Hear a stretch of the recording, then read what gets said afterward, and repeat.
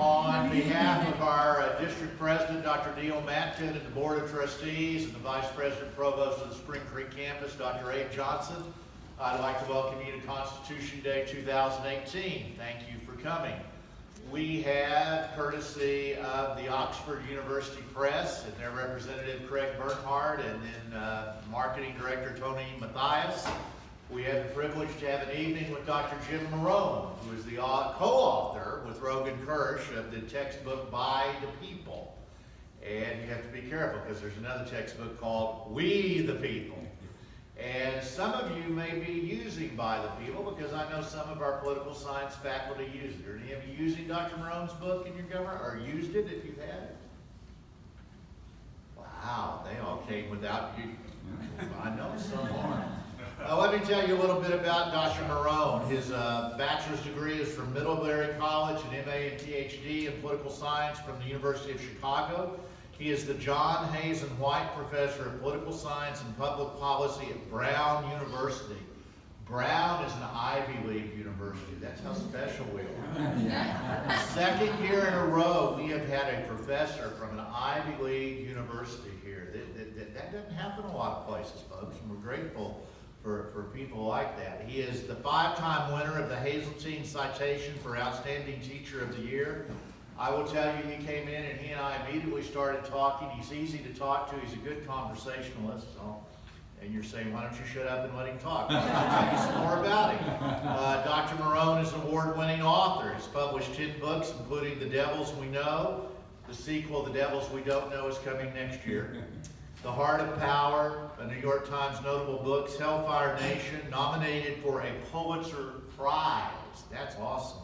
And The Democratic Wish, winner of the American Political Science Association's Kammerer Award, is the best book on American politics, and another New York Times notable book of the year.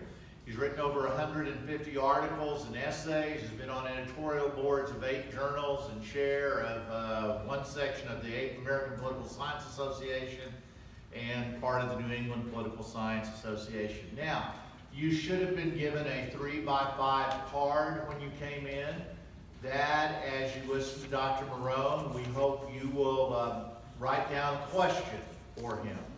And we will, faculty that are here, Professor Shipley and Palacios and Dr. Black and I will collect the cards, and then we'll kind of look at him and we'll question him after. He does want questions. He wants it to be a dialogue after he makes his presentation. I'm intrigued by his title, What's Old, What's New, What's Next, and as my classes this morning know, what would the founders think? We all want to know how you know what would the founders think. So please join me in welcoming Dr. Jim Morone.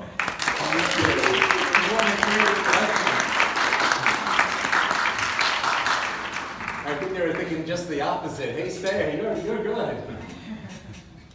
Oh, well, thanks. Thanks for inviting me. You know, you sit and you write these books, and you're just in a room, and you don't know anybody who might be using them. So if at some point some of you use the textbook I've written, that will be great. And if not, at least I'll pretend that you all raised your hand when he asked who had done the book. So I'm going to do a little bit of social science before I get started. I'm going to ask you a question. Now, don't look to your right and your left. This is strictly private and between you and me. But I want to know if you could go back in time, who you would have voted for. So the choices, in case you don't remember, are Donald Trump, Hillary Clinton, and there's a third choice, which is I don't really care. And I'd particularly like to know who raises their hand, or some other. We won't get into these some others. So are you ready? Who, if we could go back in time, and you were 18 years old, would have voted for Donald Trump? Well, it's okay. I'm thinking, what would you say, 20% about? How about Hillary Clinton? Well, it's about the same. How about I don't really give a damn? What about the same? Are you guys raising your hands all? And I guess I should have said Bernie. How about Bernie? They're much more enthusiastic, but the same number. All right. Somebody else that I haven't mentioned? Okay. Someone else. All right.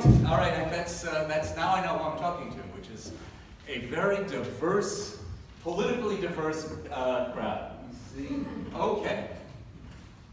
I'm going to start. I'm going to introduce the topic with just 2 snapshots. I'm not going to do a lot of analysis, but it'll just lay out the ground we're going to cover with a couple of stories. So let me start with my first snapshot. You've gotten the pictures of the founders. We'll come back to them. Many years ago, I was doing a study, and I ended up in a very poor neighborhood in Newark, New Jersey. At that point, Newark had hit rock bottom. It was very poor. There was a crack epidemic at the time. So there were both gang wars having to do with drug distribution and terrible drug problems. And in the middle of this dire place, on a street that looked very much like this one, a Christian brother, not a priest but a brother, opened a small facility, 10 beds, for children with AIDS. Now at the time, in the 1980s, AIDS was a terrifying disease. No one was quite sure how you got it. All you knew is back then, if you got the diagnosis, you would die.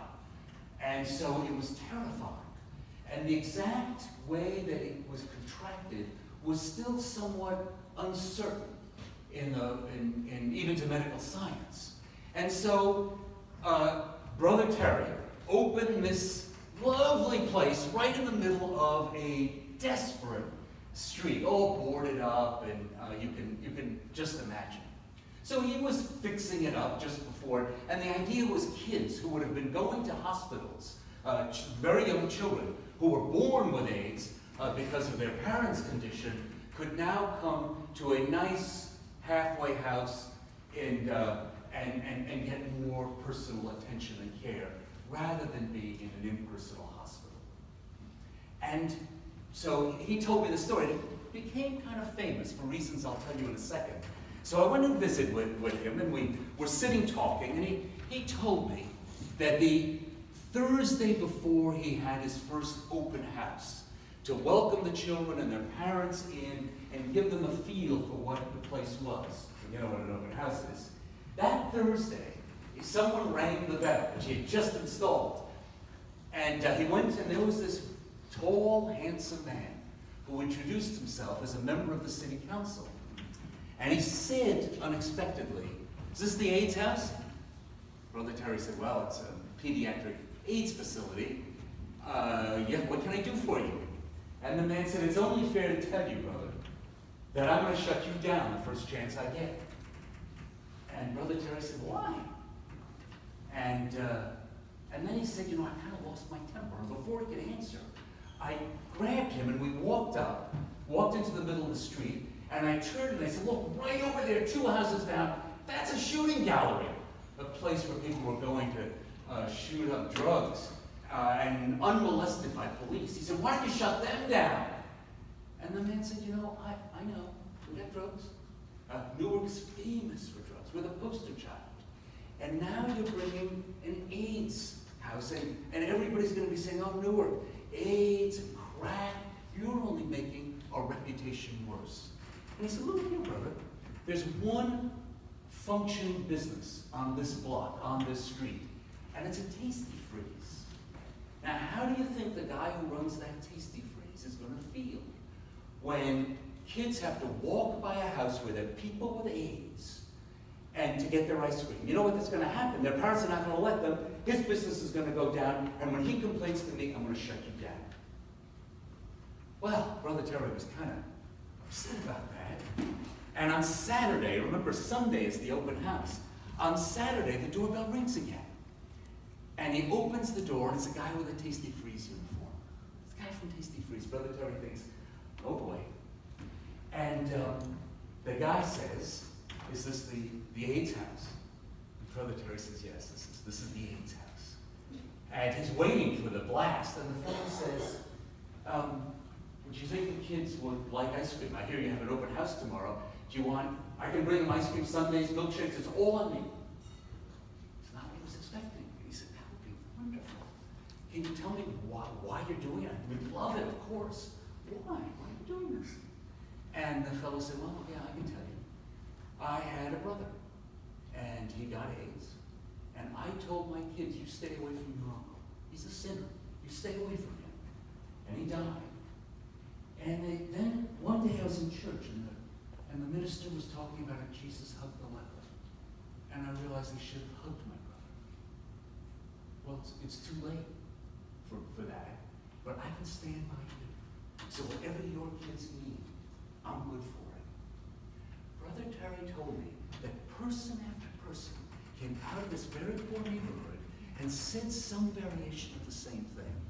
I can't bring back the person I loved and pushed aside, but I can stand by you, and that's what I'm going to do. And the place became famous. That's why I was there, because there were so many people who would paint the house, or the lawn was about this big, but there was always someone there to mow the lawn. If he needed something, people would come from the neighborhood, all pitching in to help. So I go through this story for two reasons. I've got two take-homes from this story, and we'll see them again later on. The first take-home is very simple. If you read the newspapers, if you watched the television, if you saw the media, all you would hear about Newark was crack houses, gangs, murder rates, crime. But even in this very difficult moment for the city, people were pitching in, working together, being a community. They were doing what they could under quite difficult circumstances. And I want to come back to this idea. We always think of politics as like national level. Who's going to win your Senate race? We're all talking about that before the lecture. So we think national politics. But where the day-to-day politics is down in the community, down at a local level, where things are going on no one talks about. So that's my first take-home, and I'll come back to it. The second, a little bit more political science-y, is that every person in the story would consider themselves a racial minority.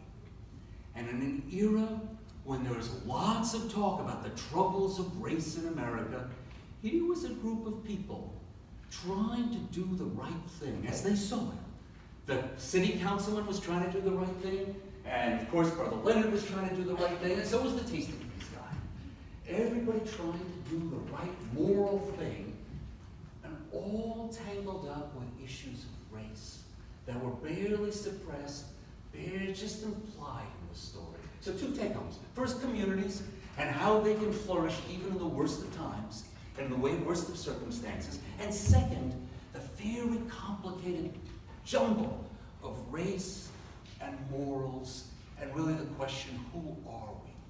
All right, that's my first snapshot. Let's move on to the second, and it'll be a more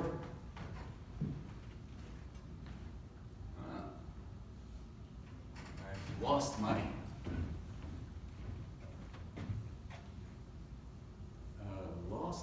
let's see if we do it this way. No. All right, guys, hang on. No. Let me see if you can. I think that'll do it. Wait, don't go away. Yeah. All right, sorry. This is a little more familiar for the founding fathers. George Washington. This, incidentally, is a famous picture that George Washington proudly had painted during the Constitutional Convention. He came with one of his slaves. And that's a rare picture of one of his slaves, someone who was with him throughout the Revolutionary War. Veterans, when they came to visit Washington years later at Mount Vernon, would sit and talk to their old colleague. But a very casual painting, not even noticed at the time. But the story I want to focus on is this one. It's the Temple of Virtue. Have you ever heard the story of Washington and the Temple of Virtue? At the end of the Revolutionary War, the generals, the army retreated to Newburgh, New York. And they sat in Newburgh, New York, waiting for the peace treaty to be signed so they could go home. Now, these people had just defeated the most powerful military in the history of the world, and they were pissed off. They were pissed off because they'd never been paid. They had been promised all kinds of money from the Continental Congress, and the money hadn't come. Some of them were going to go straight out of the army and into debtor's prison. Others were going to end up absolutely poverty-stricken. And they felt like, you had promised us to pay us. Some of us officers have been with the army for 6, 7, 8 years, and we haven't been paid. So what they decided to do was stage a coup. They had two plans. They were still discussing. One was to just keep fighting, but only now they were going to fight against the American Congress. A second plan was put Washington the head of the new government. And a third was just march on Congress and say, you pay us. Well, if you don't pay us, we will cause real trouble. So these were the officers of the Revolutionary War planning a coup at the end of the war in 1783. Washington gets hold of this plan. And so in one of the meetings at the so-called Temple of Virtue, was a big room and they used to have church services, so that's why it was the Temple of Virtue. They are plotting and Washington appears before them. He gives a speech, we still have the speech, begging them not to drown this empire of liberty and blood before it has a chance to be born. And it's not working. They're really angry. So even Washington's plea, we still have a speech, he wrote it out, it's not working.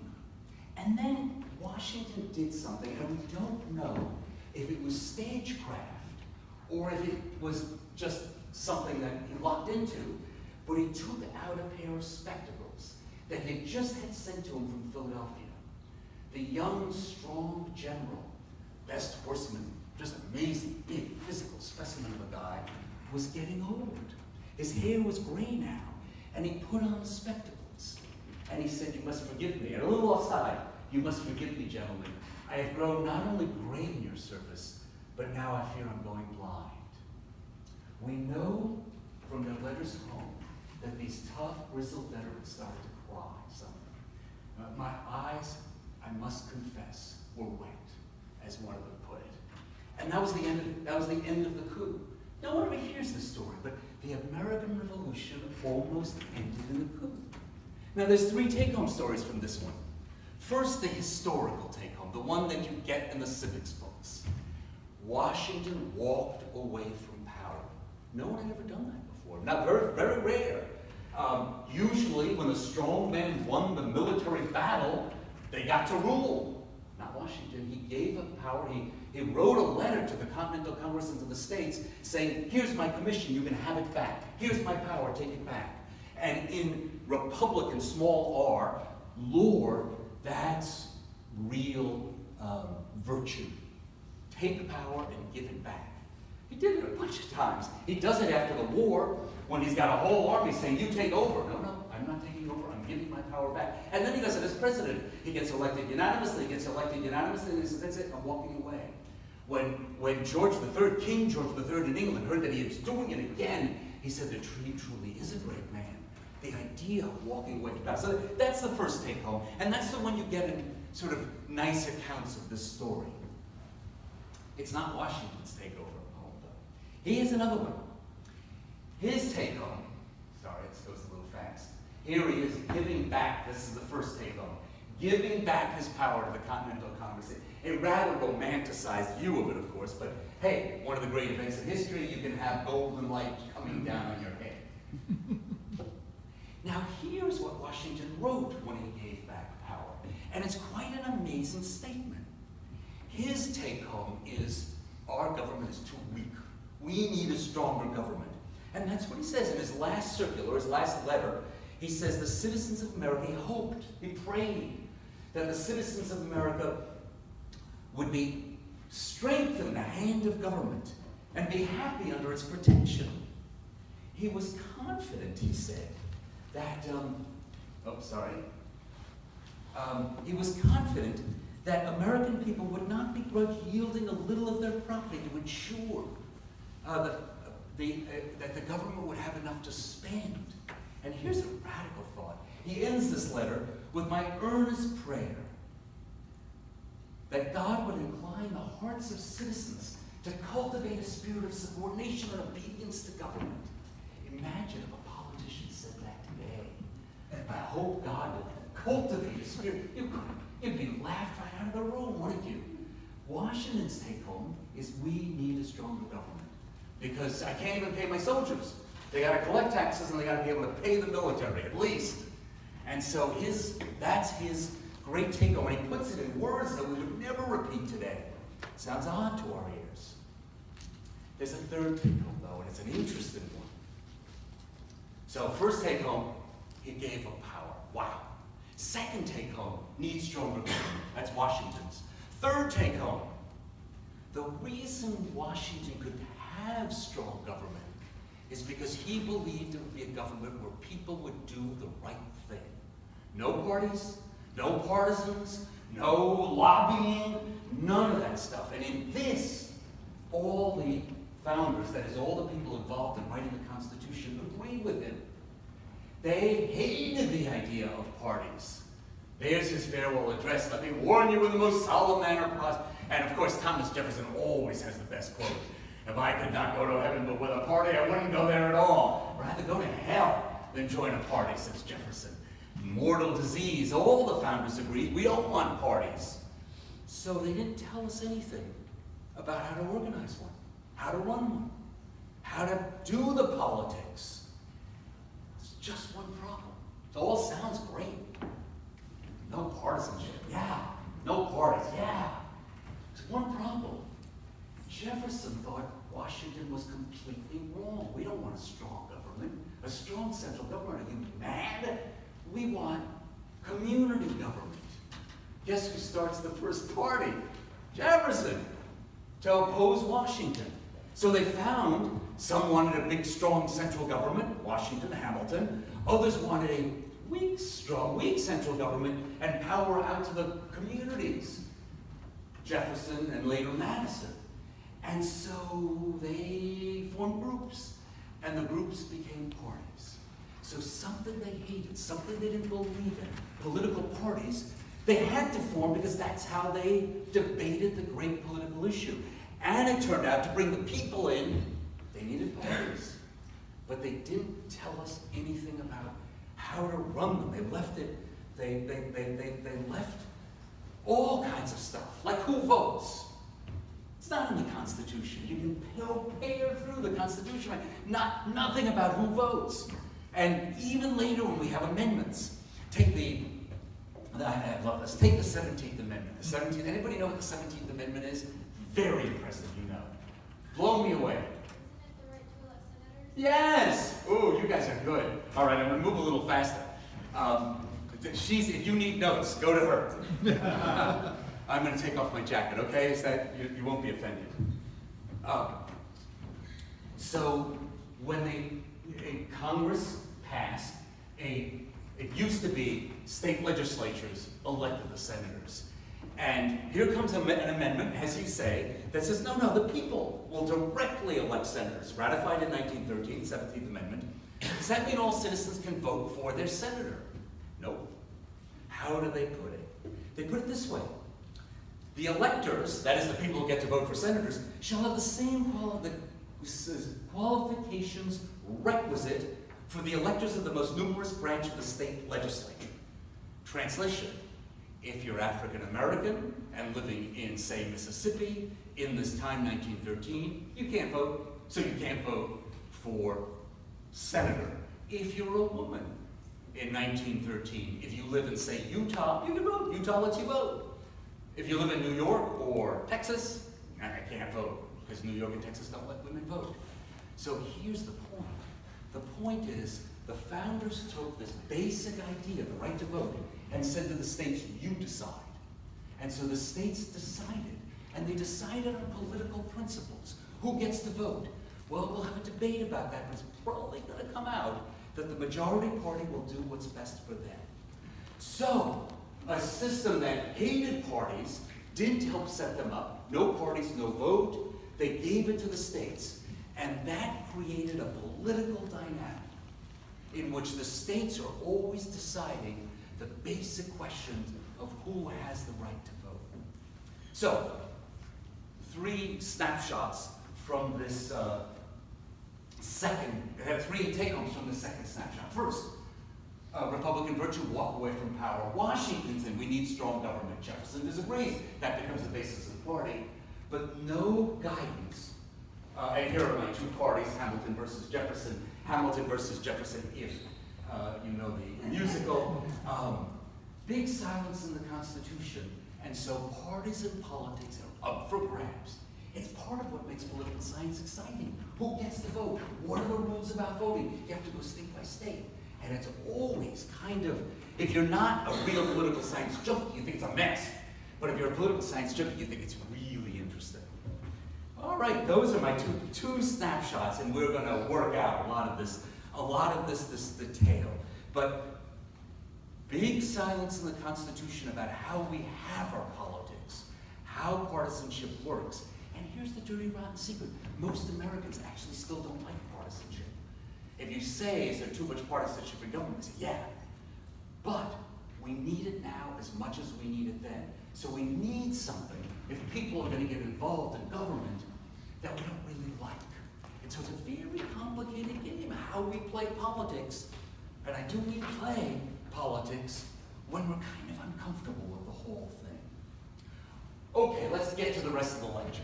The introduction we've already done, the two snapshots we've already done. Everything I'm going to say is really deep in those snapshots. So if you're getting tired and want to go home, you can go now. You got the basic images at least. Tocqueville, my favorite writer about America, 1831, he comes, he does a tour of America for 9 months, he talks to lots of people, and then he writes a book in 1835, another book, he writes 1,000 pages on America. And one of the things he says, democracy in America, many of you probably know of it, and maybe have read parts of it. One of the things he says is, no constitution can tell us everything about a country. You have to understand the mores, the ideas, the culture. So before we get down to the details of the Constitution, I want to tell you my idea of the 3 great cultural mores that frame our constitutional thinking. Then I'm going to look at the parties today. I've already talked about what the founders thought of the parties. I want to look at the parties today and ask, why is it so intense? And I'm going to jump, I got this out of order. And then I'll look at the Democratic answer, which is race, the elephant in the room. And then the Trumpian answer, for those of you who would have voted for Trump or maybe did, inequality rising. And then we'll talk about the other party, the 100 million people who didn't vote, a conclusion about you, and then we're done. Oh, and then we'll get to Q&A. Okay? So that's our roadmap for the rest of the way. We're ready. You can see we're ready a lot of the way in. The culture that frames our thinking about constitutionalism. 3 stories, 3 myths, 3 legends, 3 of what Tocqueville would call mores. The first one is my favorite. It's the traditional story. So the people who would become Americans got on ships and sailed away from the old world, where there were all kinds of oppressions. There were priests, there were nobles. There was no way to get ahead in the old world. But they came to a new world that was endless amounts of land. And so any man, this myth gets a little fuzzy around non-white males, but let's let that be for now. Any man could make it on his own. All he needed to do was have some talent and hard work. Go out there, clear the field. And even if it didn't really happen that way, that became the idea, the more the cultural image lodged in the American brain, that if you work hard, you get ahead. And if you didn't get ahead, if you're poor, then something's wrong with you. You maybe were lazy, you maybe weren't talented, but hey, it's a free world out there, and any person can make it. Americans were born equal, as Tocqueville said, without having to become so. Nobody's standing in your way. The poor French or English or Germans or Russians, you don't tell a little serf that, hey, you can grow up to be czar. It doesn't work that way. The only way you get ahead is by a revolution. But not so in the U.S. You want to get ahead? Go ahead. No one's stopping you. That's the great myth. That's the great story. So if you can get ahead, we don't need government. Government just gets in the way, just messes things up. So, oh, and I put in Horatio Alger wrote 110 children's books. Books for boys. Sorry, they all are for boys. You can see the boys there. You can write 110 books. This is a trick in life. If you're looking for an occupation, you can write 110 books quite easily if it's the same book with different names. And that's what Horatio Alger did. It's all, I can tell you the book. Joe is a very hard-working man, and Frank is a slug, but he's the nephew of the owner of the factory. And Joe works hard day in and day out, but no one ever notices because Frank, he is the nephew of the owner of the factory, and Joe works hard, and he never drinks and he never smokes. Sometimes he drinks and smokes, but he works very, very hard. And one day he's walking up tired because, did I tell you, he worked very, very hard? And all of a sudden there's a carriage coming around the corner. This is from one of the books, but there's some variation of this in every one of them. And he leaps in front, saves a beautiful girl from being run over by a carriage. The woman who comes out of the carriage says, "Oh my God, I would have killed this child. Here, I have a bag of diamonds." The owner of the factory comes around, sees that it's his daughter. He says, "Why don't you marry this beautiful woman? And besides, you work very, very hard." And he succeeds and prospers. That's the Horatio Alger novel. You now have seen all 110 of them with variations on the theme. But this is that great myth. Work hard, you get ahead. No one needs government. So, we call it the Horatio Alger myth. The great consequences of this: individualism, a faith in markets, because that tests whether you're talented, and a dislike of government. P.S. If you're poor, you are either lazy or not talented. So that's, let's just call it the Horatio Alger myth. It's part of what's in our politics as we discuss politics. It's in the stratum below politics in the culture. Hey, there's another completely different myth. Call it the democratic wish. It's the populist myth.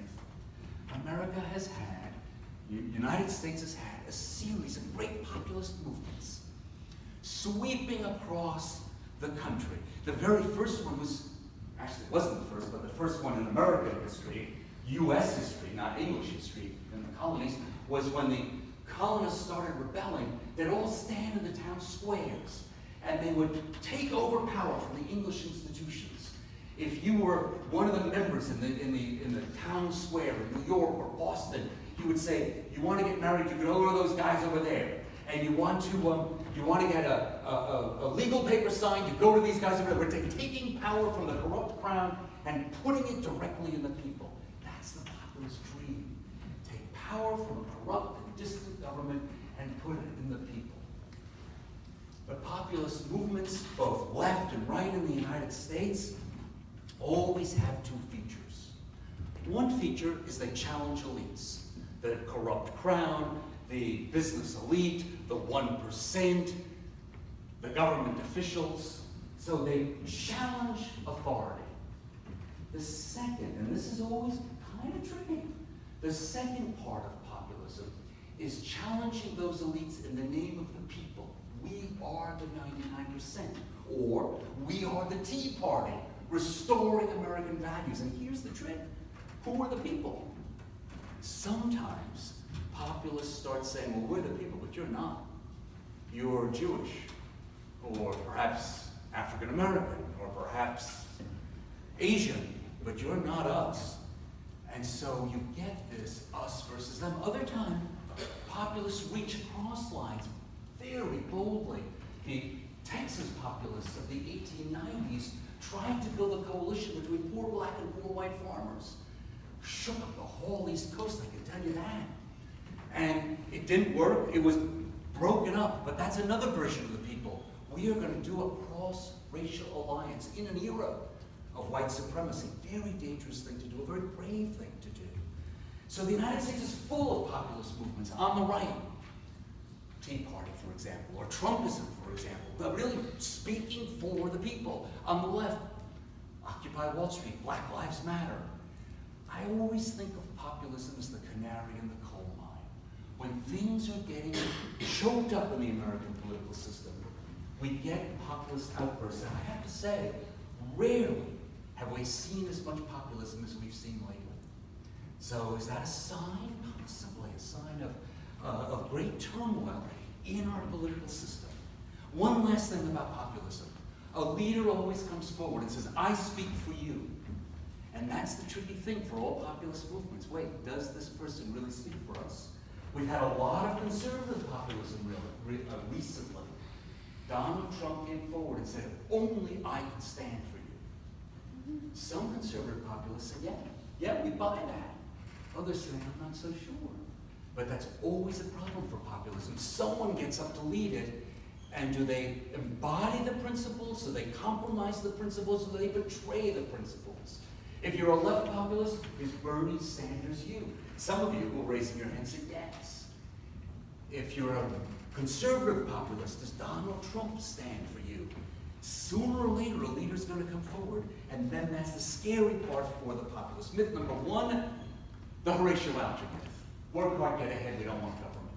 And if you are a government reformer, you'll run into that all the time. I don't have to tell you, you know all about it. Secondly, populism shakes the system up, creates changes.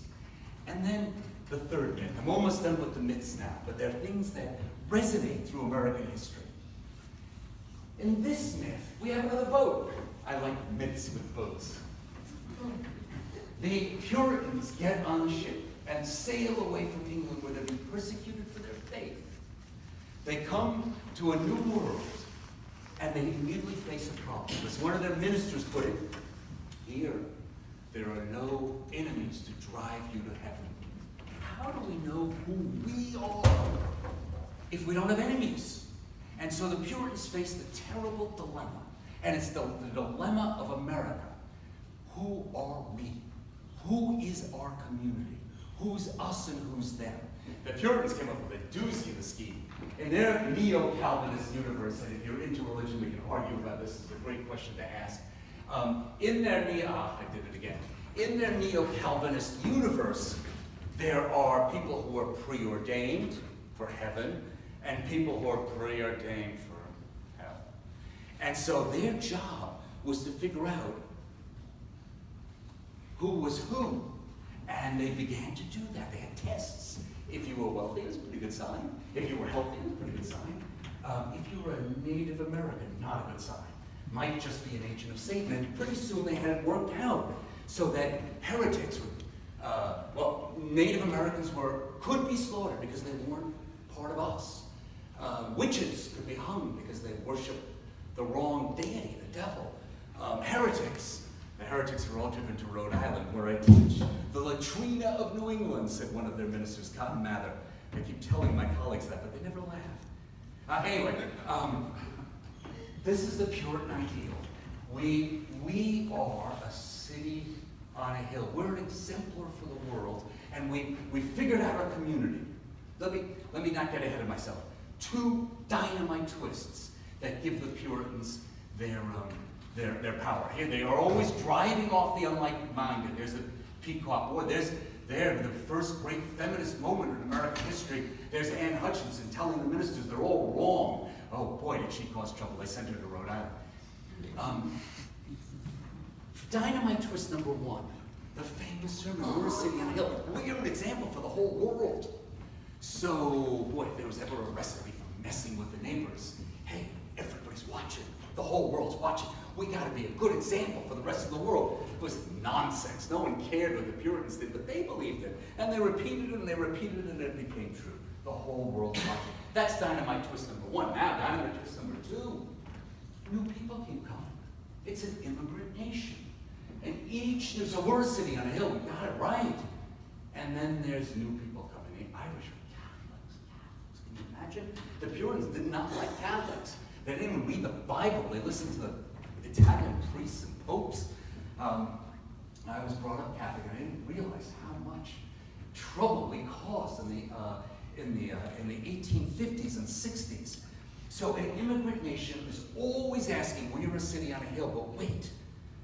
The French, the Irish, the Chinese, the Jews, the Italians, the Latinos, the Mexican Americans, the former slaves, the Muslims, they don't have our values.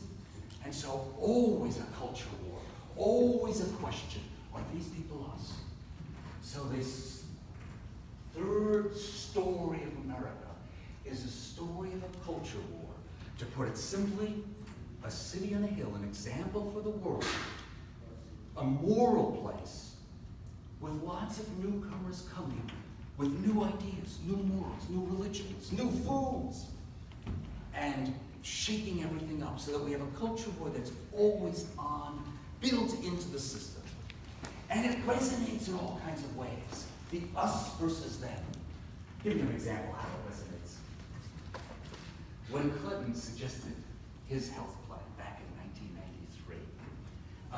So examples, obviously, illustrations of them challenging us. But I want to suggest this us-them thing, and notice how there's a different us-them in each of these cultural constructions. This us-them thing is alive.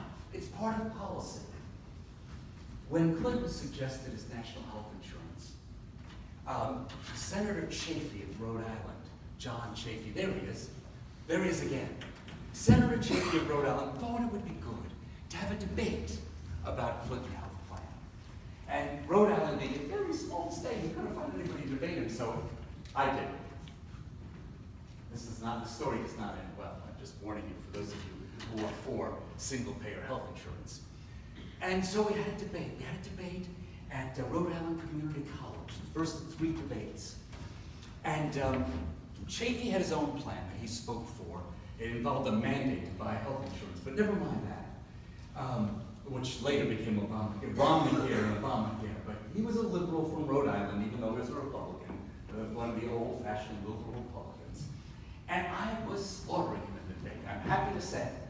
And I was slaughtering not because, as you'll see, I'm a better debater, but because everybody in the audience was very liberal.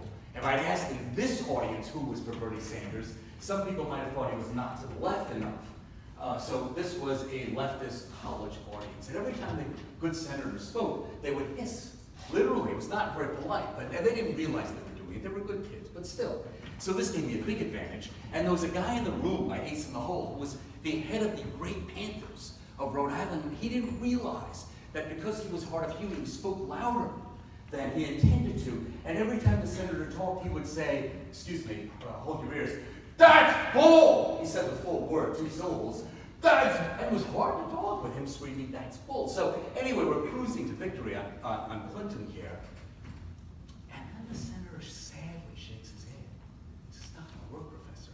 When they call you Professor, you're in trouble. If you want to sort of insult me when you write the cards out, just say, Professor." And you know that. So he says, "It's not going to work, Professor." I knew he had something up his sleeve as soon as he said, "Professor, it's not going to work." He said, "You can't expect the hardworking people in Cook County to go in the same healthcare alliance, the same insurance pool, as the crackheads in the city of Chicago." And I turned to my people. They're not hissing anymore. They're not saying, "That's bull." They're like, "Oh, he's right." And I said, wait. People in Chicago, they're not all crackheads. And they're single mothers working jobs. Oh, yeah, single mothers. That's another thing we have to tackle. With a deft flick of a card, Chafee said to me, "You think it's all us and kumbaya. You think it's all a tight community. But in fact, it's not. We are a society that's divided. And I can take your most liberal audience that's hissing me and make them worry about us and them." And he had succeeded. And all anybody wanted to talk about afterwards, and we can do this in Q&A if you like, was, yeah, what is Clinton care going to do about crackheads in the city of Chicago? So us became us and them. And I just want to say that it's always a live issue. That's the point about this third cultural construction.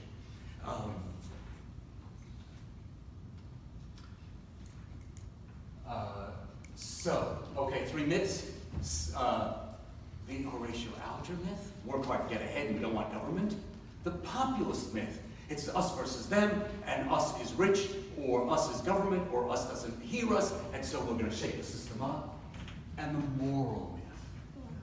Okay, all right, let's move along. We got to get to the Q&A. So,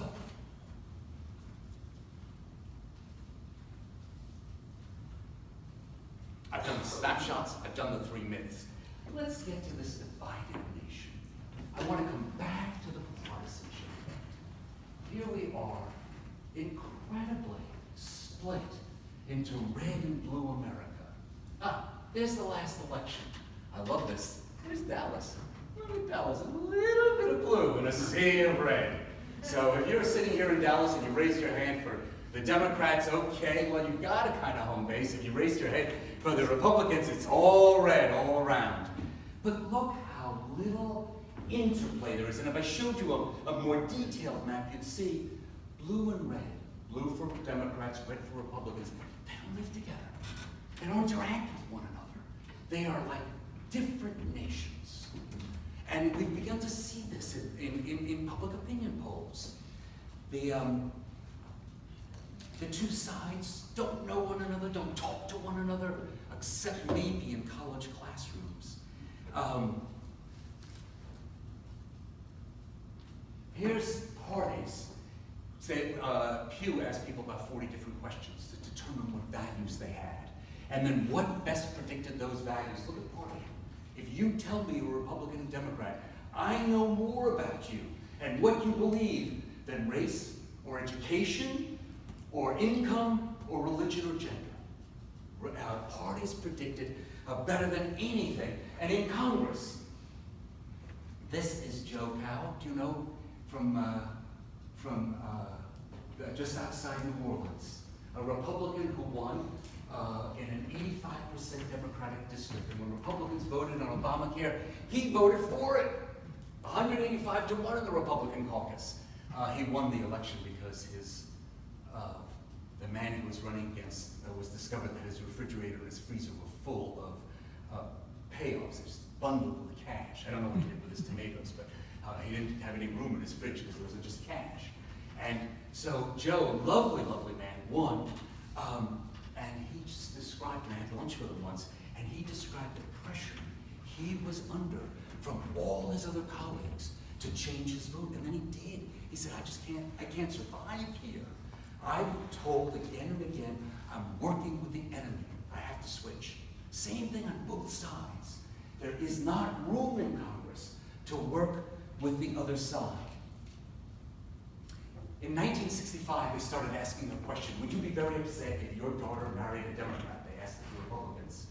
5% said yes. Well, 5% will say anything in a survey. You can get 5% to say, Luke Skywalker is horrible. But now, it's almost 50%, 48% of Republicans in the latest survey say yes, they would be very upset if their daughter married a Democrat. Don't worry, Democrats return the favor. I would be very upset, say 45% of Democrat, if my son or daughter married a member of the other party. It's like the old Italian joke that my grandfather used to tell after he had his third glass of wine. You know, the crazy old joke, forgive me, it's a little off color, but my grandfather used to tell it. It's like the little girl who comes home. Mommy, I want to be a prostitute when I grow up. What? I want to be a prostitute when I grow up. Oh, thank heavens, I thought you said a Protestant. Well, take Protestant and substitute Democrat or Republican, depending on your flavor. Why has America gotten so partisan? Now, I started this back in the Temple of Virtue, telling you that we don't have a tradition from the Constitution about thinking about parties, and now it seems to be out of hand. It just doesn't seem, well, I'll get to this in a second. Let's stick with Joe for a moment on the slides. So there's 4 standard explanations. Standard explanation number 1, elections have become so very, very close. You can win almost both parties think they're about to break through. Now, usually in American history, there was a majority and a minority. The minority went along with the majority because they'd get killed if they didn't. Not anymore. You have one party, then you have the other party, and you can see it, there's a kind of pendulum. After 8 years of George Bush, the Democrats completely control 27 states. And then after 8 years of Obama, Republicans control almost everything. How many states do the Democrats control? 6. And that includes Hawaii. Just 6 states. Texas is still in red in both places. And this goes back for the last, really since the Reagan era. You win the White House, you lose down at the lower levels. And it's gone back and forth so close that neither party has an incentive to work with the other party. It's always, if we push them over, the pendulum will swing our way. which is a way of thinking about the election we're about to see this November. Now, if this pattern holds, Trump is going to lose the House and lose a bunch of states. Did I say Trump? I meant the Trump-run Republicans, same thing's going to happen. Happened to Bush 1, it happened to Clinton, it happened to Bush 2, it happened to Obama, now it's going to happen to Trump. You got a guy in the White House, you lose on the state level. Unless that doesn't happen. In which case, we may be approaching a breakthrough. Sooner or later, one of these parties is going to break through and become a majority party, and the other one will become a minority party, and we're waiting and waiting for that to happen, and then partisanship will go down. So, number one, why is there partisanship? Because it's so close. Number two, it used to be both parties had all kinds of people in them. The Democrats, for example, had labor and civil rights and lots of liberals, and they had the Southern Democrats, who were very, very conservative. And the party itself was a mush of very liberal people and very conservative people. And you got into the caucus room and the fur would fly. But the Republicans were the same way. Midwestern conservatives, led by this dour guy named Taft, and Northeastern Republicans who were really liberal and who were civil rights activists. So both parties were split. And what did political scientists say? Oh, this is terrible. This is awful. This isn't democracy. Why don't the parties stand for something? The APSA, the American Political Science Association, put out a paper that begged the parties to become more partisan. Never listened to political science, I shouldn't say that. Never listened to the Political Science Association because we got what we asked for, and we got too much of it. Now all the liberals have gone to the Democratic Party, and not all, but the majority of conservatives, and the parties have sorted themselves by ideology. So that you have conservatives in one party, liberals in the other party, and the first line used to be both parties were. Third, the rules in Washington. We call them Gingrich rules because he sort of championed them as he made his minority party, majority party, but it's hardball.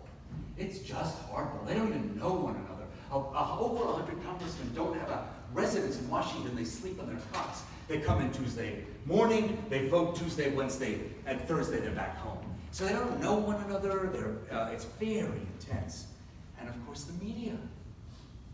It used to be, if you could take a time machine back to, the 1960s, news was boring.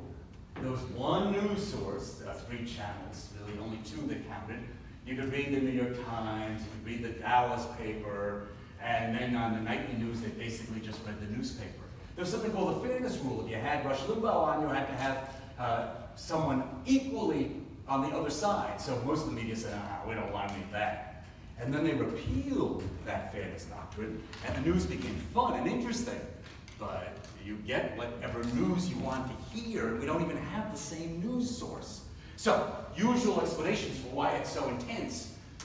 Very close elections, either side can win. The party sort, liberals on one side, conservatives on the other. The Gingrich rules were tough now, and the new media. Well, now I'm going to tell you the Democratic story for what happened with Clinton, and the Republican story for why Trump won. And it's 2 final explanations. Close elections, party ideology, they're strangers, Gingrich's rules, hyper-partisan media. Somehow I made 4 out of those, but you see the point. Those are the standard explanations. Now, the elephant in the room, race and immigration. So here is Lyndon Johnson. In 1965, there was no immigration. They shut the door. Almost unlooked, it had gone way, way down. And Lyndon Johnson said after Kennedy was assassinated, he really wanted to open the door. It won't change anything, but we should take immigrants. We shouldn't be closed. And he really signed the bill. Not going to change anything. And immigration started up again. It's now at 13.4% of the population, reaching up towards the all-time high, which was 14%. And then, so every time we've had large-scale immigration, we've had images of them back to that moral issue. Those people, they don't understand us. They've got the wrong values. And so large-scale immigration eras are also cultural war eras. That's not to say that we shouldn't have immigration. It's just that they're politically intense.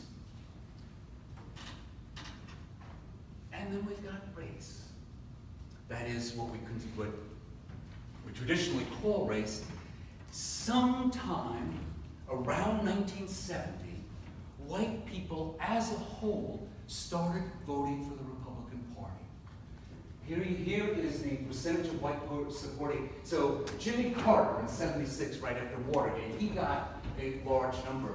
But except for that, 33% for Clinton. So that's low all the way down as same number as McGovern back in 1972. So here we have a different kind of sort. It's the racial sort. Here's another way of putting it. Republican votes, white, non-white. Two explanations for this, by the way, in case you're feeling a little creepy about it. One explanation is the Democrats just went too far in the 1960s and people hated it. And this man, Ronald Reagan, came along and he said, I've got a better vision than this. It's too much conflict. The other vision is white voters thought civil rights went too far. They didn't like it. So you can take a leftist perspective. It was a backlash against civil rights and equal rights. Or you can take a conservative perspective. They just went too far in the various kinds of social programs they offered. I don't care which perspective you take, but the consequence is this: white people defecting to the Republican Party. So here's something really interesting that's happened. It's the racial sort, and we've never had it before. Not only do we have a ideology sort, Democrats and liberals on one side, conservatives on the other side, we now have a racial sort. We've sorted people out by race. So here's the thing, and this is one of the last points I make, so hang in there. It used to be that the Democratic Party was the party of immigrants. If you were a Democrat, you met him on the boat in New York City, and you said, you need a job? You need, here's a vote. Just go vote. Just got here. Yes, just vote. Vote for the Democrat. No problem. Democrats loved immigrants, but they were also the party of white supremacy. And so in one party, you had the embrace of immigrants and white supremacy. Republicans, they were the party of civil rights. They fought the Civil War. They fought slavery. For a long time, they fought segregation. We gave up around the turn of the century, but still, they were the party of civil rights. But they didn't like immigrants. They wanted to keep them out of the political system, and later they wanted to keep them out altogether. So notice what's happening. One party takes one politically not very powerful group, immigrants. The other party takes another not very politically powerful group, African Americans, and each party is kind of mean to a different group. And now something's happened, starting in 1970. People who identify themselves as white have become Republicans. People who identify themselves as non-white, however they identify themselves, have become Democrats. So we have a double sort: liberals versus conservatives, whites versus non-whites, just in percentage terms. Very striking kind of change. Now that's not to say there aren't whites voting for Democrats and Latinos, particularly in a place like Texas, voting for Republicans. It's just that nationally, we've had this really unusual sort between the parties. I'll just skip over this. And last thing on this topic, and we appear to be becoming a minority-majority nation. What does that mean? No one's quite certain, but it makes this whole conversation much more intense. Just look at this chart. In 2012, 63% identify themselves as white. A census estimates that it'll be 43% by 2060. So this whole racial thing becomes particularly intense. Or in what year does it become majority, minority in different segments of the population? You can see it for yourself. So a demographic revolution, is it going to change politics? Who knows? You have to get to this, you have to count Ted Cruz as a minority and his children. So it may be that the Census Bureau is way off base. They could be completely wrong. A lot of social scientists think they are, but the public doesn't know that. They just know the country is changing. So this whole racial sword business has become very intense in our politics. And if you talk to a Democrat, if you talk to a liberal, what they'll say is, white people don't want to vote anymore for Democrats, but that's okay, because look at these numbers, we're going to win. It isn't occurring to them that people might change their mind. Now, if you talk to a Republican, they'll say that's got nothing to do with white Trump. Really, they're exaggerating it. There's something else going on in the society, and the Democrats have missed it.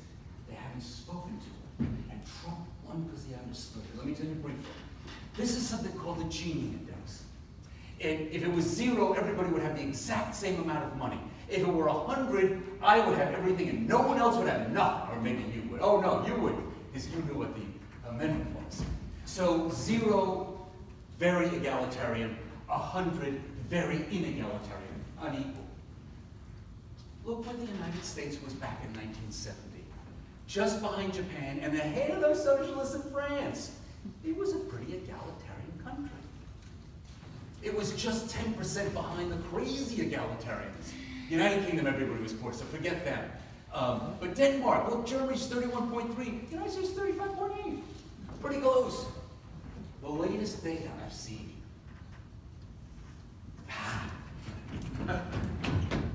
Sorry, not my computer. Now look.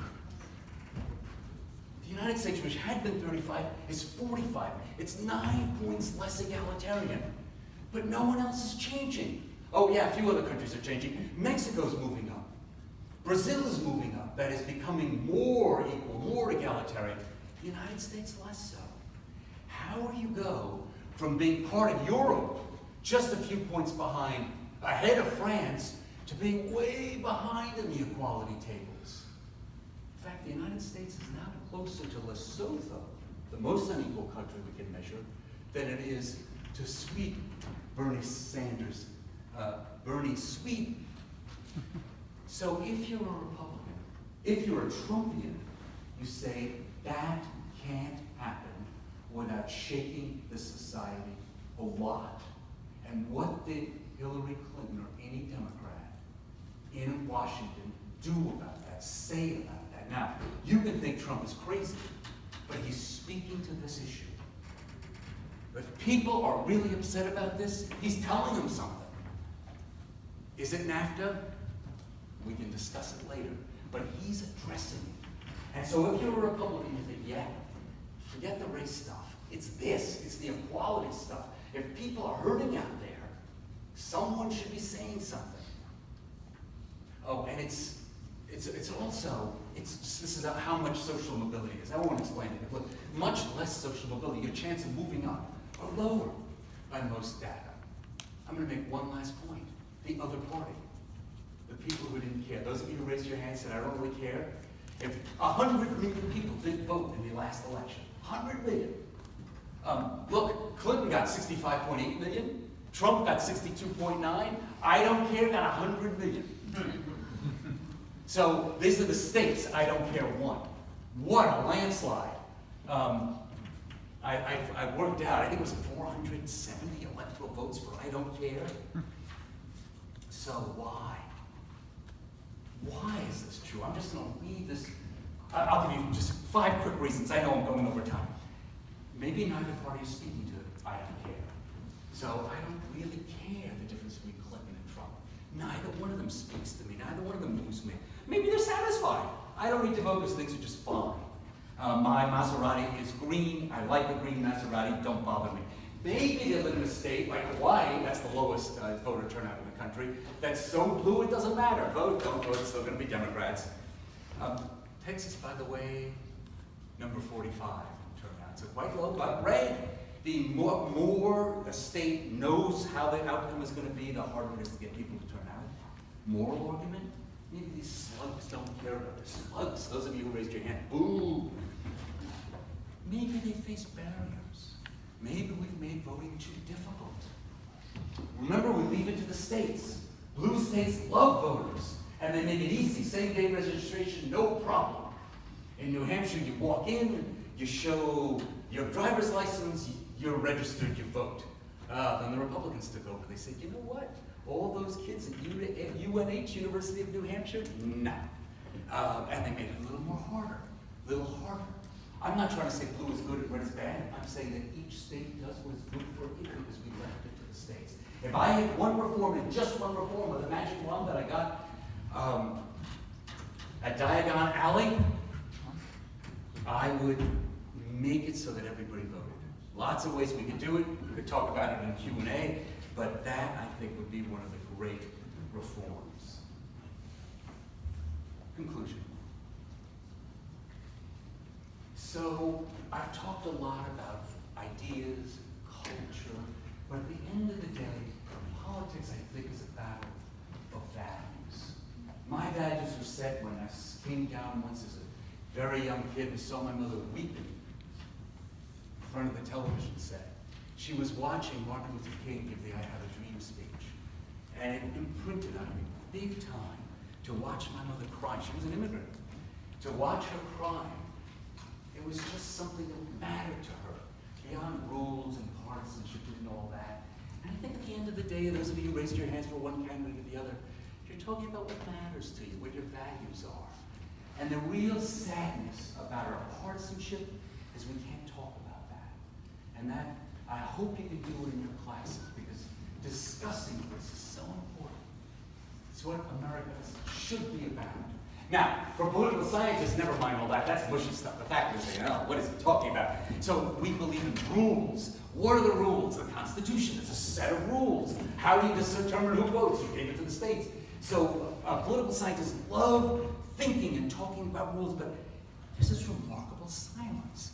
You know, when Rick Perry was running for president the first time, he came up with a plan. He said we should replace the Supreme Court justice. He had a way to do it without violating the Constitution every 2 years. Every president should get 2 appointees. One is for the second year, one is 4th year. It was a great idea. What was really annoying was we never talked about it. So now we have these battles. I want to win the Supreme Court. I want to win the Supreme Court. You win the Supreme Court. We're screwed if we win the Supreme Court. But he just said keep it turning. Every 2 years, send the Supreme Court justices down to the lower court so it would still be lifetime appointment. We are not discussing as a society the rules. We talk about race, we talk about values. We're not talking about the Electoral College. Even the most liberal reformers said, where do you go? We should be arguing like political scientists, not just about values, but about the rules.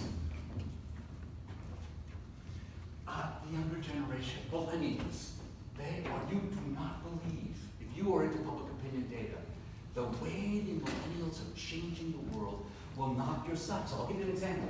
Same-sex marriage. Same-sex marriage. No one changed their mind. You know, you look at the data and you see, oh, the Americans are going over same-sex marriage. They changed their mind. No. People my age, it's the same. The generation just ahead of me, the silent generation, is 30% in favor of same-sex marriage. Oh, there's a few wonderful cases where someone mowed someone's lawn and the scales fell from their eyes. But then the millennials came along, and they were like 80%. And so they moved the whole pile. And no one sort of looked it out. They just said, oh, American people have changed. They changed because the millennials changed. And there's a lot of that going on in the public opinion data. And I believe, but you can tell me this better than I can, I believe it's changing race in fundamental ways. I believe that after 400 years of this binary, that your generation might finally be facing up to these issues and say, that's not race, really. Let's put all that aside. Let's talk about our values. I may be being hopelessly naive, but there is some data to suggest it's not hopelessly naive. So this third conclusion, the youngest generation, the newest political generation. Fourth, remember Brother Terry. Fourth, change when it comes. It just hits you in the nose. It's so sudden. In 1959, there was complete segregation. If a white person married a black person, they would be out of law and against the law. And then 10 years later, you don't have that kind of thing going on anymore. You can marry anybody you want, right across the racial line. Change when it comes. It happens slowly under the surface, and pow. And finally, I come back to Brother Terry. You know, he just just made small changes. He wasn't changing the whole world. He wasn't electing to the Senate. He was just making changes in the community around you. I've talked a lot about values, about how we confront the world around us and the people around us. I think one of the most important things to remember is you can change the circle you move in. And that counts. That matters a lot. That was originally Jefferson's idea. People in a small community can really change what's around them. So even if you can't be elected president, I'm not saying you can't, but even if you can't, you can change the people you interact with all the time. And in some fundamental, deep way, that's a lot of what our politics is about. Making small changes. When Ben Franklin walked out of the Constitution, having finally achieved a new Constitution, famous story, a woman came up to him and said, well, what are they giving us? What kind of government? And he said, Madam, a republic. If you can keep it. If you can keep it. Meaning you gotta keep it. You gotta work at it. You can't just, republics don't last forever. They erode. And a republic with 100 million non-voting people, it's in trouble. So how do you start keeping a republic? Well, you start in small ways. You think like Brother Terry. You think, how can I just make my little community, my classroom, my friends, how can I make that better? And you'll be standing in a tradition that goes right back to Thomas Jefferson, and George Washington for that matter. You'll be doing something really important. Thank you. Questions?